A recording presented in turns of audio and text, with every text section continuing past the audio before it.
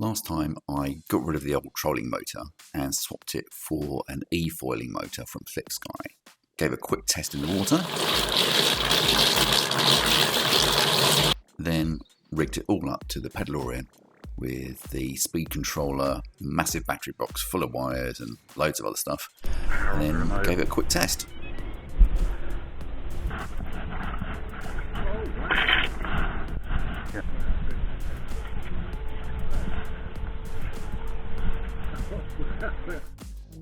And it worked pretty well. We were doing about maybe 4, possibly 5 miles an hour in the marina, and the wake looked pretty good on the back of the boat. I was quite happy with that. But there were a few little niggles, the main problem being that the speed controller just kept overheating to about 70 degrees and really shutting off all the power. So we installed this heatsink underneath it, which fed some cooler water manually through the system. We just give it a few squeezes, and that fed some canal water through the pipes and back out the other end to cool the speed controller. And it seemed to work fine, but we really need to upgrade it to something better. This time, join me as I make some more upgrades and take the Pedalorian on some longer trips around the UK. So here we are back in Norfolk on the campsite and got it pretty much to ourselves. Time to get the cover off the Pedalorian and get in the water before it gets a bit too breezy, because at the moment the wind's picking up and it's a little bit crisp in the air, so time to get back out on the water.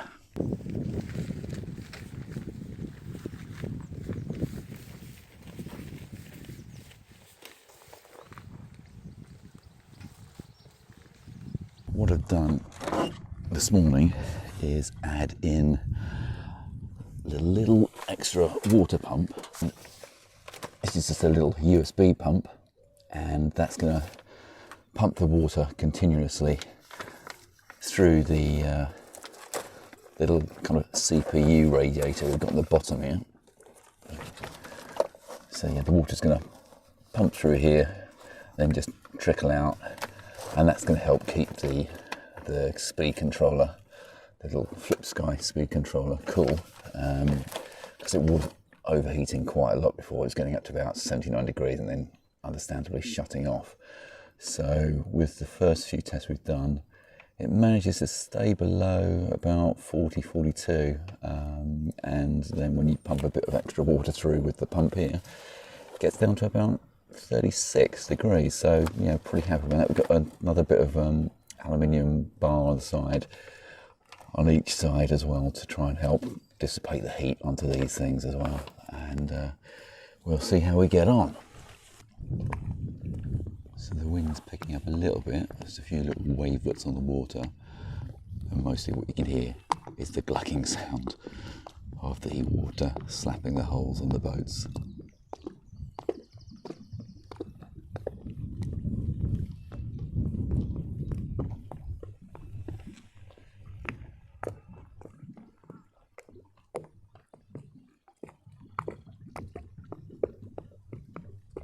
So the plan today is to get to Acle Bridge.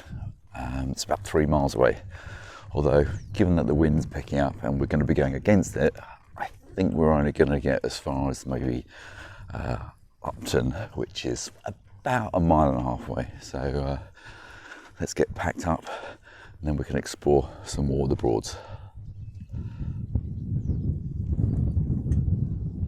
Are you sure you're ready? Yeah, I'm ready. Absolutely sure. Got some trickling water coming out the pump. It's all working okay, all down here. I'm impressed. Look at that. So we can go full bore. Well, to an extent. Keep an eye on the temperature, that's for sure.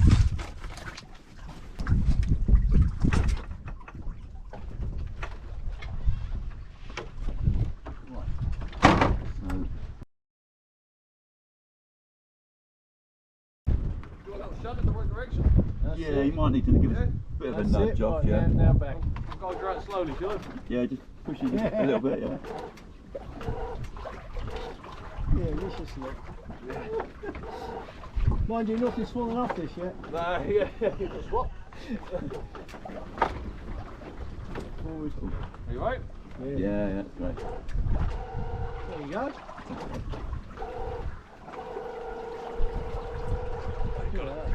With a little help from some other boaters, we were on our way on the first big journey with a new motor installed. But something didn't feel quite right, as we were soon to discover. But the propeller's the same pitch. Sure, well, I bought two same, What's this? yeah. That's why we keep going round in circles, isn't it? It's just got look at the same pedal range. Yeah. This ain't doing anything. Well, I mean it is. It is, but yeah. But, you know, there's hardly any resistance. Yeah. No matter what we did, we just couldn't get the steering to work properly. I'll avoid this in anybody's shiny bag. Yeah.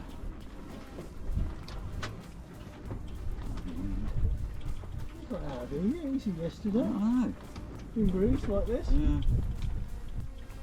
Even in a gentle breeze, we were struggling to get anywhere. Nowhere near 88 miles an hour. It's about 0.88. Resembling a scene from Austin Powers, we just buffeted our way around the marina for what seemed like ages just to get from one side to the other. We just couldn't go in a straight line, steering was all over the place, and we just couldn't work out what was going on. So time to get to the side and try and fix things. And then the penny dropped. No, it just won't skew at all. No. It won't rotate at all. We're just going sideways again. Yeah, it's because the wheels are down, maybe it's more. Oh, we've got the wheels Yeah, down, haven't I didn't we? want to. Yeah. Yeah, let's get the wheels up. Yeah, I sort of thought I was Yeah. doing it, but yeah. Yeah, it's a totally different beast. Yeah. It's just not responding at all. Because I'd been too lazy to lift up the wheels, this was causing all sorts of steering problems. Try just taking the back wheels up. Yeah. Leave the front ones down as some pivot point. Yeah, cool. Good idea. How you doing?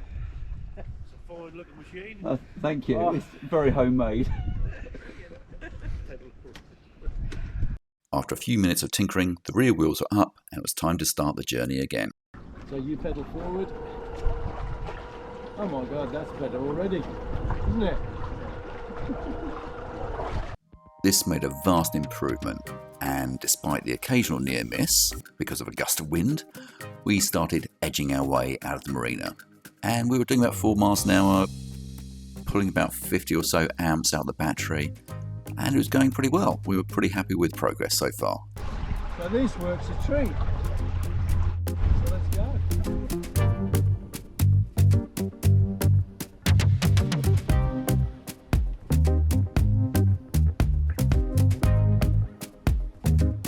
So maybe let's take that boring bit there.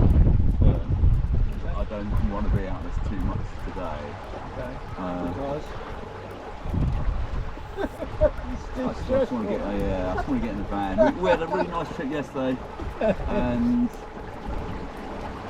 I want to know more. I think let's spend more time on your boat today That's and all we right. can That's explore all right. more. I'm only kidding, If you're mate. okay with It's that. just I'm just amazed that yesterday was fun but a bit fraught because it was still so difficult to steer and it was constantly going to the left. Yeah. But look at this now, we're fine. In the glorious weather, we made our way towards Upton. Nice steps to do. 41. The USB powered water pump was doing a great job of keeping the vessel temperature down. We didn't really go much above 42 degrees C all day long. And that was pretty much at full throttle as well. The outlet, so Yeah, 700. yeah, probably around 700. That's it, 780. That's it. Just turn the head.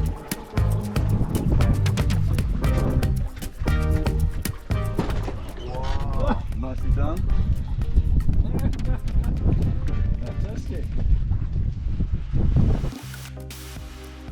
After a brief stop to have a snack and make some more adjustments to the steering, it was time to get underway again. I'd say this seat is marginally more comfortable actually. I think you give me the Captain's privilege. yes.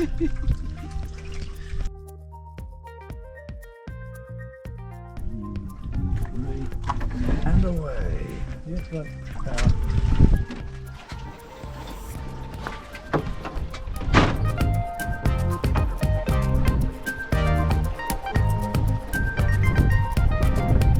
The good thing about visiting somewhere like the Norfolk Broads in low season is that there's hardly anyone else around, so you very rarely encounter other boats. And no one's in a rush, so it makes the encounters all the more special.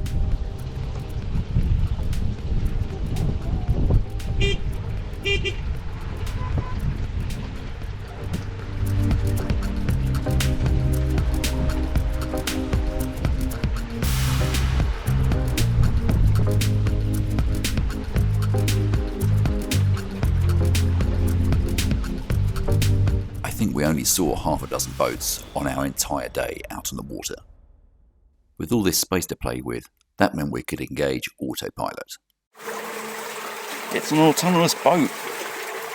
It's pedalling on its own. Okay, this isn't actually autopilot at all. What's actually happening is that the electric motor is pushing us through the water about 4 miles an hour, and that water is getting pushed over the pedal-driven props. So if we took our feet off the pedals would get driven by the props.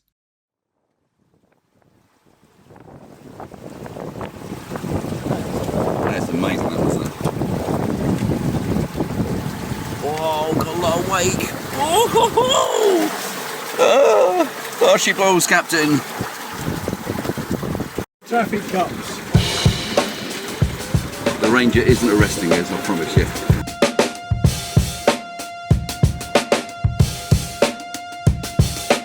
On our way to Upton, where we intended to buy the boat licence for the weekend, we encountered a really friendly ranger who said, just pull over here and I can issue a licence now so you don't have to go all the way there. So was I speeding? We definitely weren't the fastest boat out there. On our rear view mirror, I see a racing sailboat. Wow. So cool.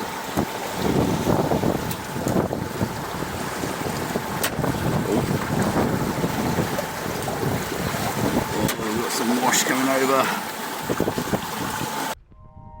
After completing some really good testing, we decided to head back to the marina. The DeLorean had been doing really well all day with its new motor, so I'm really happy with how it's been performing. You can see here that even though this is sped up, it's just so much easier to steer it, and it goes about 4 or 5 miles an hour quite effortlessly.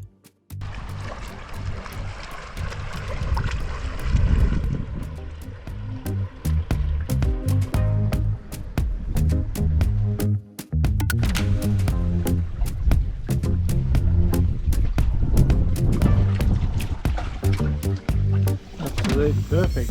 Cool. Fantastic voyage. Yeah, worked out really well. And the year was? I don't know, it felt like the 50s, the speed we were going.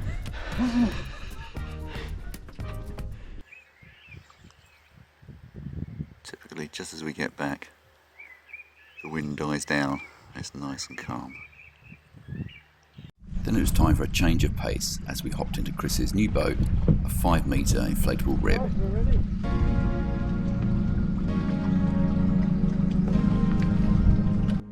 Even though it's a big engine, it's ridiculously quiet when you're at idle. You barely notice that it's on.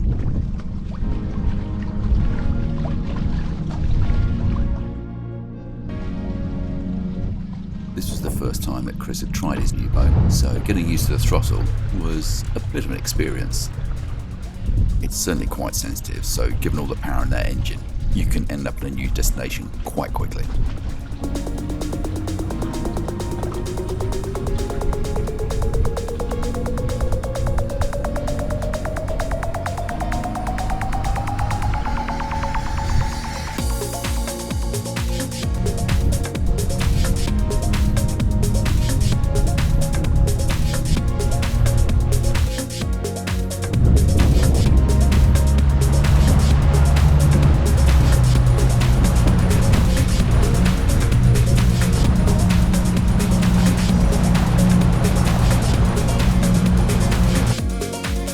As we were passing other boats, we were wondering why on earth they seemed to be slowing down and looking at us oddly. Then it dawned on us that Chris's boat does resemble a police boat, and we were both wearing dark clothing with bright red life jackets, so we did look quite official.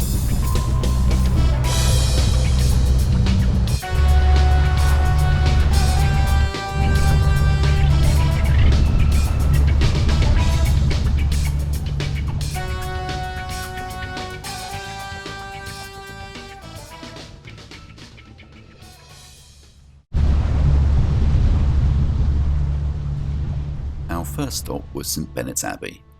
This abbey and later monastery was believed to be built in the 11th century, and it's registered in the Domesday Book. Over the years, and particularly in the 16th century when there was the dissolution of the monasteries, it fell into disrepair and parts of it were actively demolished and just left to rot. So now there's just the remains of the gatehouse and a windmill that was built there in the early 18th century.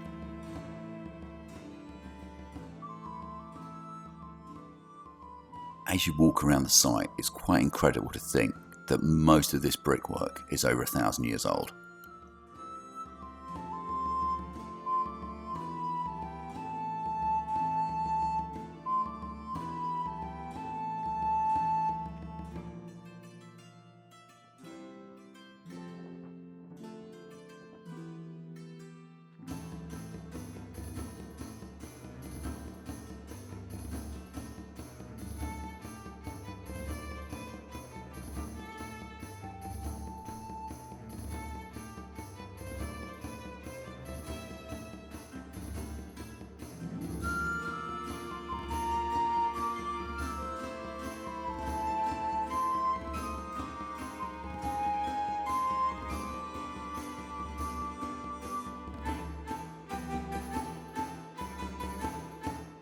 A short walk away from the main ruins, you'll find this big wooden cross. Not quite 1,000 years old, this cross was erected in the late 80s. And it's really quite interesting when you get close up because you wonder what all these scars are. And you look closer, you realise it's lots of coins that people have shoved inside the cracks of the wood over the years. As we left St Benet's Abbey, we came across this curious boat. And it was only when we got closer we realised that it was stacked full of reeds, and these are the reeds that get cut regularly. And so you see these little pyramids of reeds stacked up all across the Broads. Those reeds are then used to create things like thatched roofs on lots of the buildings in Norfolk and all around the UK. It wouldn't be a trip to the Norfolk Broads without spotting an occasional windmill or two. But for the first time we spotted this really unusual water pump. Maybe it was the internal workings of a former mill, or something completely different. We're not quite sure. We don't know if it's a relic or if it's actually working or not. If you know anything about it, let me know in the comments. This was on the River Ant, and it was a part of the Broads we'd never explored before. It was really peaceful, lots of wildlife, a great place to stop for the occasional ice cream, and encounter some lovely sailing boats. We had a fantastic trip on the Broads, but it was time to get back to London and do some more testing in the Pedalorian. One of the first jobs when I got back to London was to install some steering fins at the front, so as I lift up the wheels, I've got these fins still in the water which act as a pivot point and help us steer a lot better. I also got a chance to test out all the LED lights on the flux bands, on the rear, and also the headlights to make sure they were working properly. As is typical for the canals in Hackney, you always spot something unusual. At first we actually thought it was the bulldog that was driving the boat.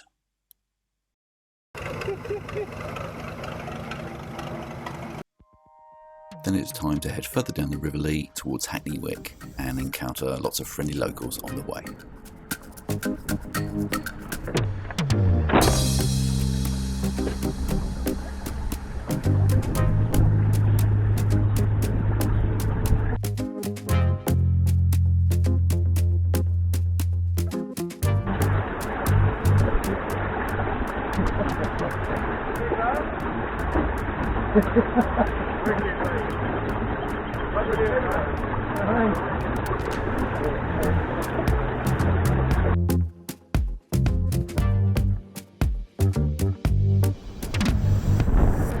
Nothing to see, nothing to see.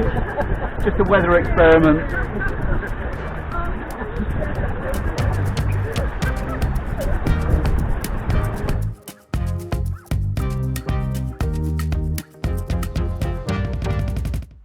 While we do get bemused looks from some people, the vast majority just smile and laugh and wave.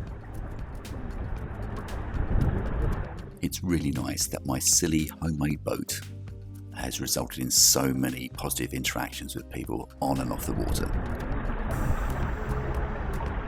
You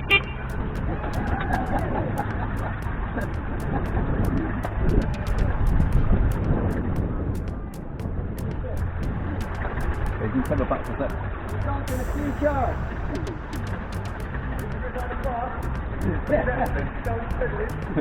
It's exactly that, yeah.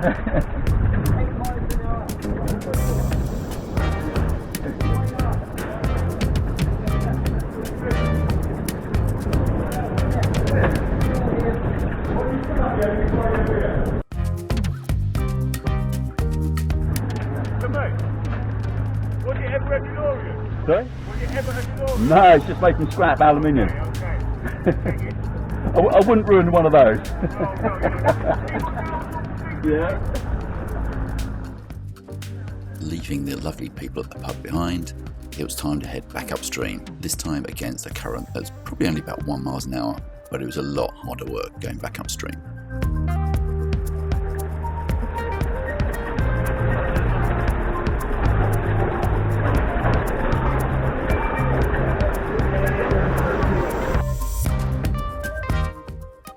The upstream trip was also a bit slower because we stopped to chat to so many nice people. Alright. How long that take you to build? About 6 months. 6 months. A VW camper. Right. Can you take me to the future? I'll try, yeah. Thank you.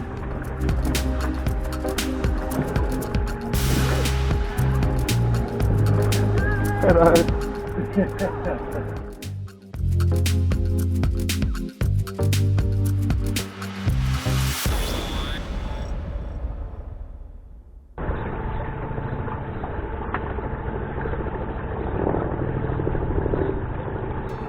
Despite doing our best to avoid any floating weed in the river, we still had to stop occasionally so we could clear the weed from the props.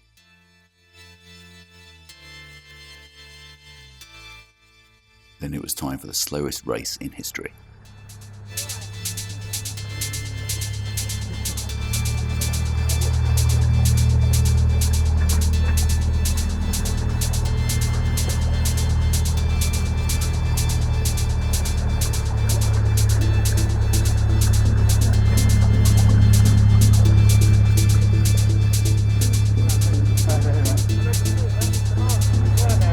When, sorry?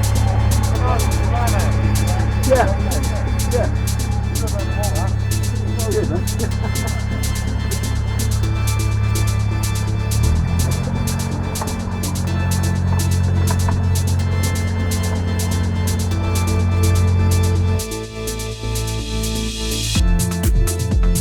Despite our furious pedalling and having the electric motor on full throttle, there was no chance of keeping up with that boat.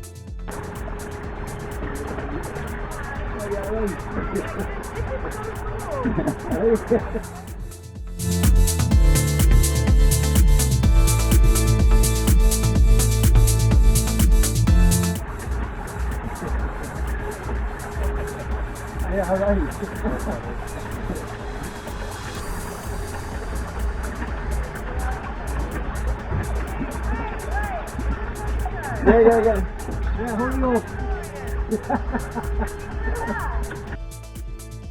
After a fantastic trip and meeting lots of really nice people, we made it back to the marina and got the DeLorean back out the water. After a few really good test trips with the electric motor, I thought it was time to upgrade once again. This time I added a second Flipsky motor, and that was linked to a water-cooled speed controller. Now that I've got a second motor and a second VESC underneath all this cabling, so there's one there and one there, I want to get both motors turning at the same time off this single tiller. And then the plan for that is to use this bike handlebar stem to allow me to put a crossbar through so that I can then fix another stem to each end and have poles going through there to attach the motors to, and then we can turn both motors on the one tiller. Well, that's the plan. Whether it will work out like that, we shall see. And apologies for the honks in the background. That seems to be the Geese Olympics. They make a rare old noise while they're swimming and doing all sorts of activities.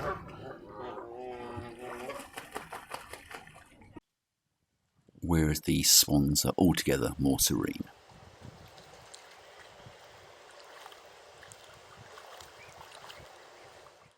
With both speed controllers connected through a Viper's nest of wiring, it was time to check if everything worked.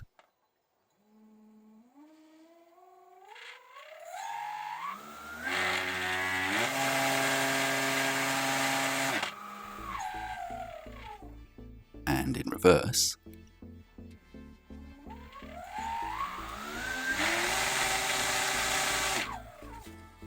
and so here's the finished product with the tiller and two motors on a cross member, so that when I move the tiller at the top,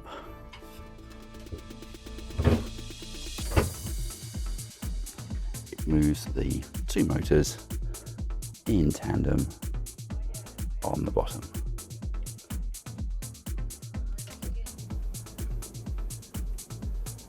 Then it was time for a quick test on the water to see what improvement the extra motor had made. It's safe to say that it was certainly a bit faster and much more powerful. Having two motors was so powerful that while practicing donuts in the marina, the extra torque completely shattered the tiller assembly. Even though it's made up of around 4 centimeters of perspex, the tiller assembly just couldn't handle the torque coming from the motors. Time to head back to the workshop and make some chunky upgrades. But that's a story for next time. If you've got any questions, put them in the comments and I'll try my best to answer them. And if you like this video, give it a thumbs up, why not? And follow me by subscribing to the channel, and you'll get notified next time we do another video, which should be very soon.